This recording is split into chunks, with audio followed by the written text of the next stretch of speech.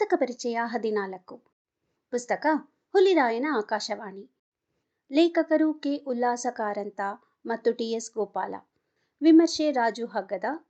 ಓದುತ್ತಿರುವವರು ಅಧ್ಯಾಪಕಿ ವಾಸ್ತುಶಿಲ್ಪ ವಿಭಾಗ ಸಿಂಧು ಜಗನ್ನಾಥ್.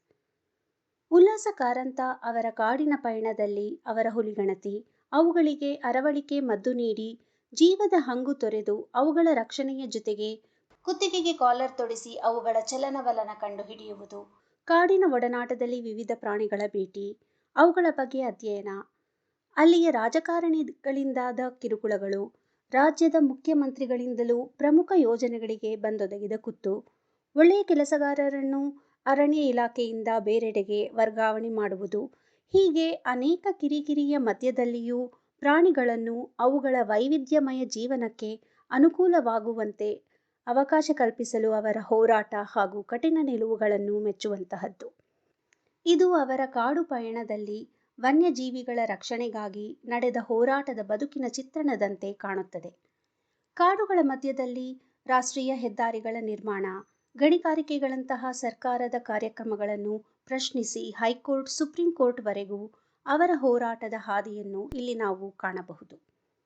ಚಿನ್ನಪ್ಪನಂತಹ ಅರಣ್ಯ ಇಲಾಖೆಯ ಬಹುಮುಖ್ಯ ಜೀವದೊಡನೆ ಒಡನಾಡಿದ ಲೇಖಕರು ತಮ್ಮ ಬದುಕಿನ ಬಹಳಷ್ಟು ಮೌಲ್ಯಗಳನ್ನು, ಕಾಡಿನ ಪ್ರೀತಿ, ಕಾಡು ಪ್ರಾಣಿಯ ರಕ್ಷಣೆಯ ಹಲವಾರು ಅಂಶಗಳನ್ನು ಅವರ ಸ್ನೇಹ ಹಾಗೂ ಒಡನಾಟದಿಂದ ಪಡೆದಿದ್ದೇನೆಂದು ಹೆಮ್ಮೆಯಿಂದ ಹೇಳಿಕೊಂಡಿದ್ದಾರೆ.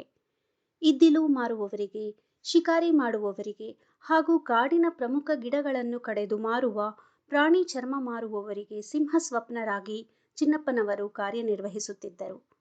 ಹಾಗೂ ಅವರ ಒಡನಾಟದಲ್ಲಿ ಹುಲಿಗಳ ಬದುಕಿನ ಕುರಿತು ಹಾಗೂ ಇತರ ಪ್ರಾಣಿಗಳ ಕುರಿತಂತೆ ಬಹಳಷ್ಟು ಕಲಿಕೆಯನ್ನು ಪಡೆದಿರುವುದಾಗಿ ಹೇಳುತ್ತಾರೆ. ಅವರಂತಹ ನಿಷ್ಠಾವಂತ ಆಫೀಸರ್ನನ್ನೇ ಅಲ್ಲಿಯ ಸ್ಥಳೀಯ ನಾಯಕರು ತಮ್ಮ ಸ್ವಾರ್ಥಕ್ಕೆ ಅವರನ್ನು ಪದೇ ಪದೇ ಬೇರೆ ಕಡೆ ವರ್ಗಾವಣೆ ಮಾಡುತ್ತಲೇ ಇದ್ದರು ಎಂಬುದನ್ನು ತಿಳಿಸಿದ್ದಾರೆ. ವ್ಯವಸ್ಥೆಯ ವಿರುದ್ಧ ನ್ಯಾಯಯುತವಾಗಿ ಈಜುವುದು ಎಷ್ಟು ಕಷ್ಟ ಎಂಬುದನ್ನು ಲೇಖಕರ ಬಹಳಷ್ಟು ಅಂಶಗಳಿಂದ ನಾವು ಕಾಣಬಹುದು. ನಿಸರ್ಗದ ಸಂಪತ್ತು, ಕಾಡಿನ ರಕ್ಷಣೆ, ಕಾಡು ಪ್ರಾಣಿಗಳ ರಕ್ಷಣೆಗಾಗಿ ಜೀವ ಸವೆಸುವವರಿಗೆ ಸಮಾಜ ಹೇಗೆಲ್ಲ ಕಿರುಕುಳ ಕೊಡುತ್ತದೆ ಎಂಬುದನ್ನು ಇಲ್ಲಿ ನೋಡಬಹುದು. ನೌಕರಿಯನ್ನು ತೊರೆದು ಕಾಡು ಪ್ರಾಣಿಗಳಿಗಾಗಿಯೇ ತಮ್ಮ ಸಂಶೋಧನೆಯನ್ನು ಮುಂದುವರೆಸುತ್ತಾ ಕಾಡಿನಲ್ಲೇ ತಮ್ಮ ಬದುಕಿನ ಬಹುಪಾಲು ಕ್ಷಣಗಳನ್ನು ಕಳೆದರು ಲೇಖಕರು. ಅವರು ಹುಲಿಗಣತಿಗಾಗಿ ರೂಪಿಸಿದ ಕ್ಯಾಮೆರಾ ಟ್ರ್ಯಾಪ್, ಸೆರೆಹಿಡಿತ, ಮರುಹಿಡಿತ ಈ ವಿಧಾನ ಲೇಖಕರಿಗೆ ಅಂತಾರಾಷ್ಟ್ರೀಯ ಖ್ಯಾತಿಯನ್ನು ತಂದುಕೊಟ್ಟಿದೆ.